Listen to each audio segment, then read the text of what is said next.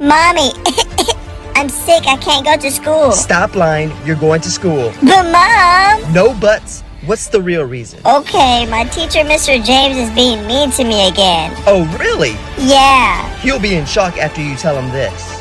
The next day. Hey, why are you on your phone? Because the lesson is so boring. Okay, while you're on there, tell your mom I'll pick her up at 5 tonight. Dang, Teach, we both picking up our girls at 5 tonight. Who's your girl? Your daughter.